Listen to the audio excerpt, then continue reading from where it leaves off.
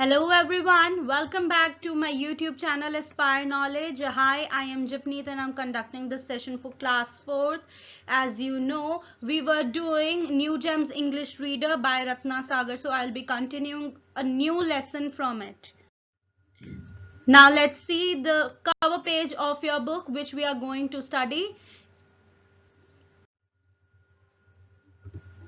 So today we are going to study lesson 8. Miss Rottenmeier has a hard day. This lesson is written by Joanna Spree. Author or writer of this lesson is Joanna Spree. So let's start. This is an extract from the children's novel Heidi by Joanna Spree.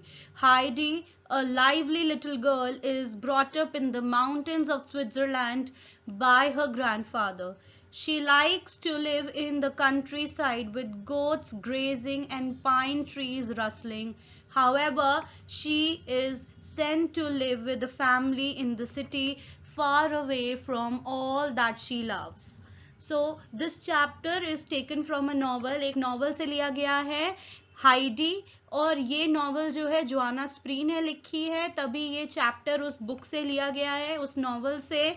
और ये जो chapter है, ये book जो है, एक girl Heidi जो बहुत ही प्यारी सुंदर सी छोटी सी लड़की है, वो माउंटेन्स में रहती है अपने ग्रैंडफादर के साथ, स्विट्जरलैंड के माउंटेन्स में।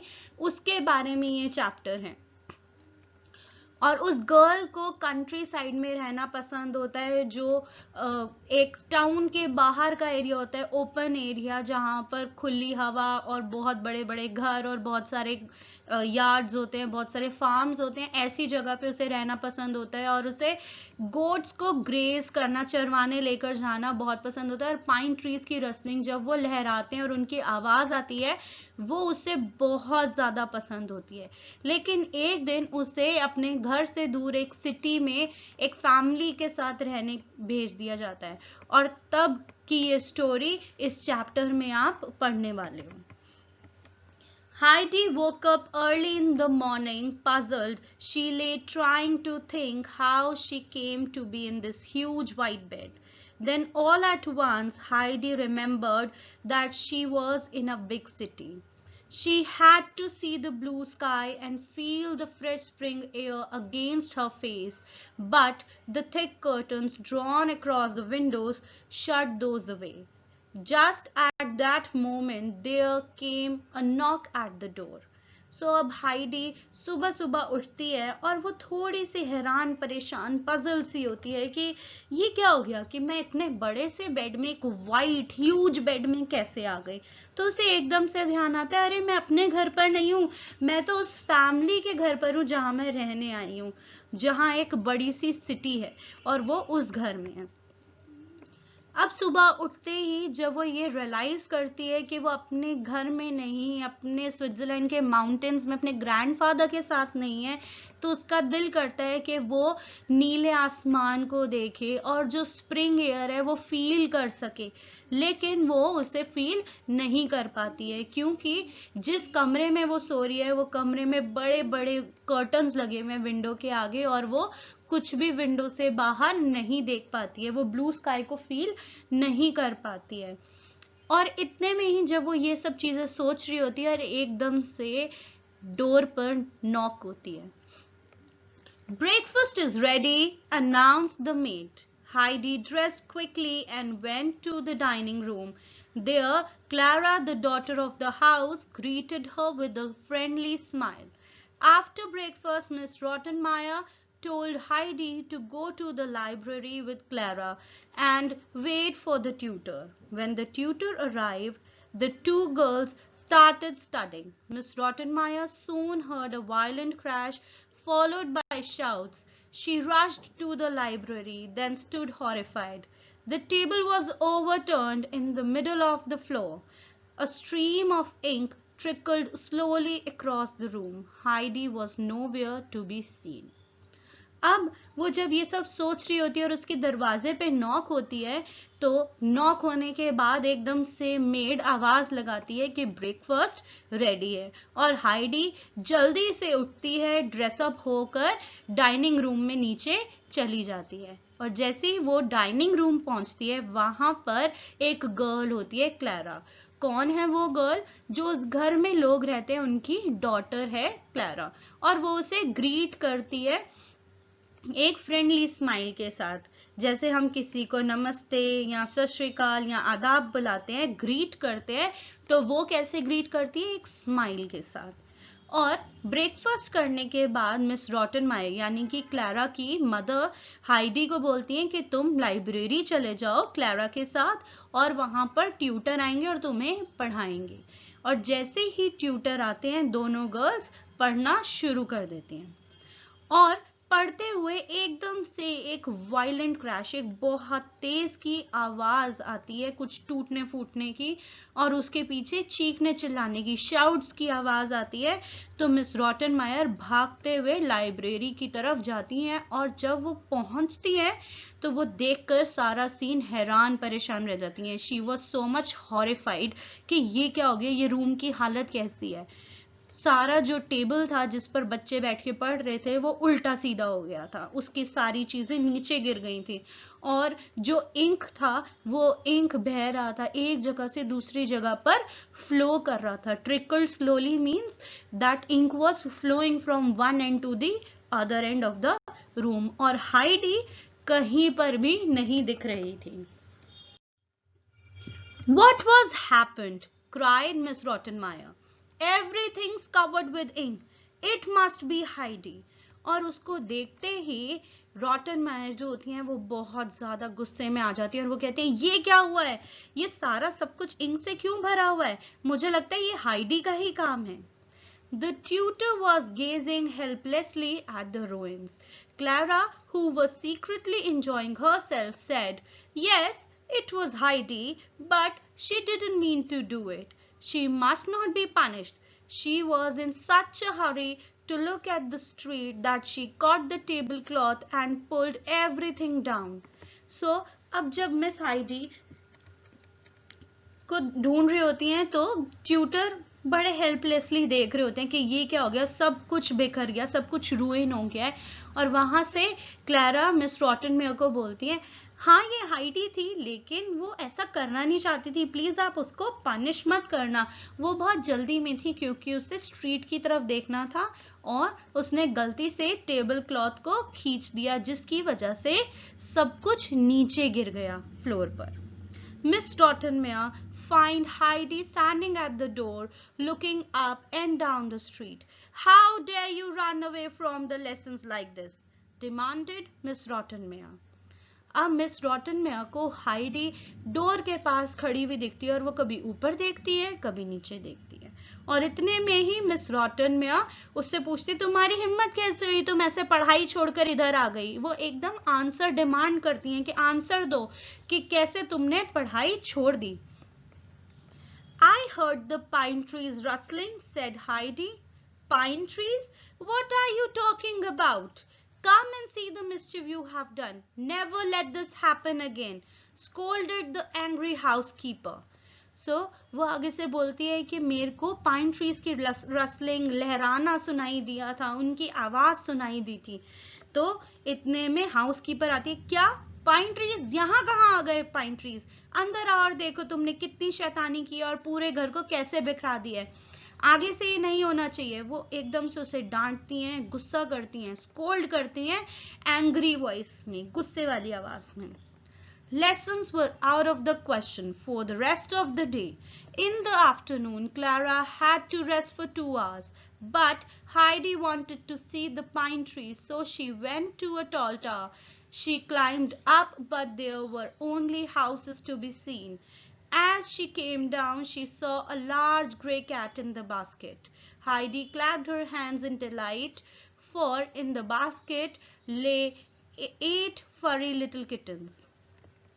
अब हाइडी गुस्सा होती है उससे, हाउसकीपर, और हाइडी चली जाती है। अब थोड़ी देर बाद क्लारा का सोने का समय हो जाता है, आफ्टरनून में रेस्ट करने का समय हो जाता है, तो वो 2 घंटे के लिए रेस्ट करती है। लेकिन हाइडी को तो रेस्ट नहीं करना, उसको दिल कर रहा है कि वो पाइन ट्रीज को देखे और वो नेचर को फील कर सके, जो एनवायरनमेंट है, एयर है, ट्रीज है, उन्हें फील कर सके।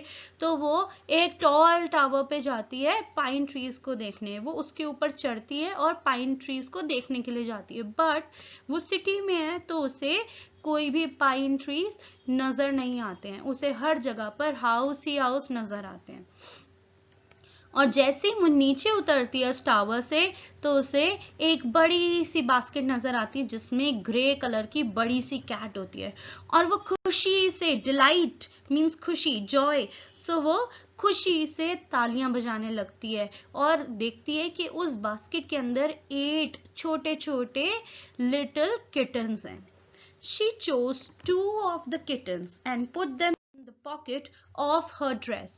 So अब वो उसमें से 2 किटन्स को चूज करती है और अपने पॉकेट में डाल लेती है। She then hurried home. Miss Rottenmeier caught her. With a stern expression she began, "To go out without permission is a piece of naughtiness that deserves punishment."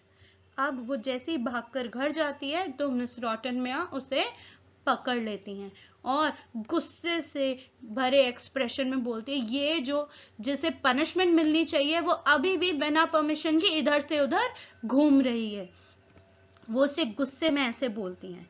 म्याऊ was the reply. That is enough. Leave the room immediately. Choked Miss Rottenmeier.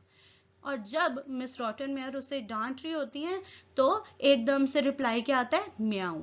और वो और ज्यादा गुस्सा हो जाती हैं और बोलती हैं, बहुत हो गया, अभी के अभी तुम इस रूम से बाहर निकल जाओ। वो गुस्से में रेड हो जाती हैं और ऐसे बोलती हैं, म्याऊ। What do you mean by such rudeness? cried Miss Rottenmeier. और फिर दोबारा से म्याऊ की आवाज आती है और मिस रॉटनमेयर बोलती है, ये क्या तरीका है, ये क्या बदतमीजी है, कितनी रूड हो तुम, ऐसे कैसे रिप्लाई कर सकती हो। वो उसे ऐसे डांटती हैं।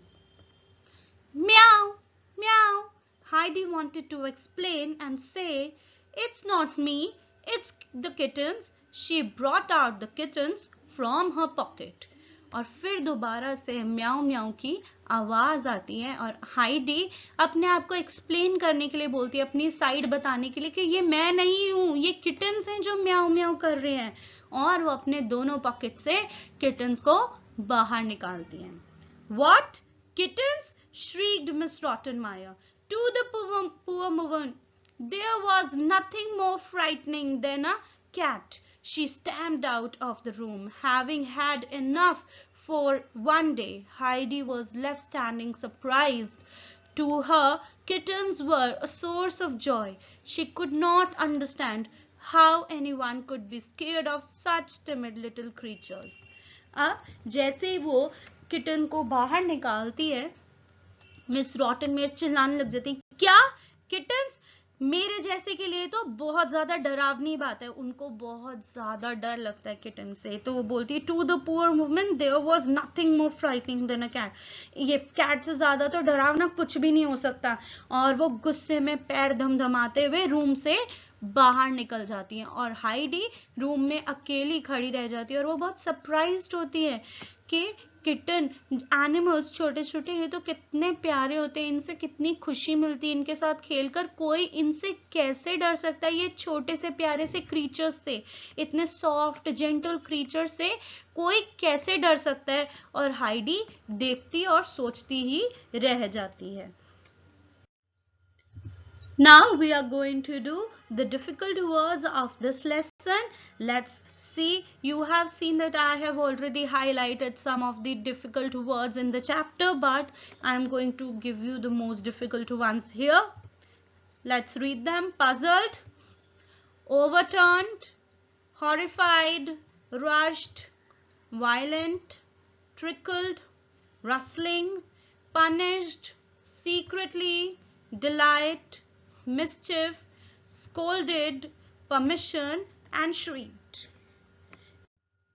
Now we'll be moving on to word meanings.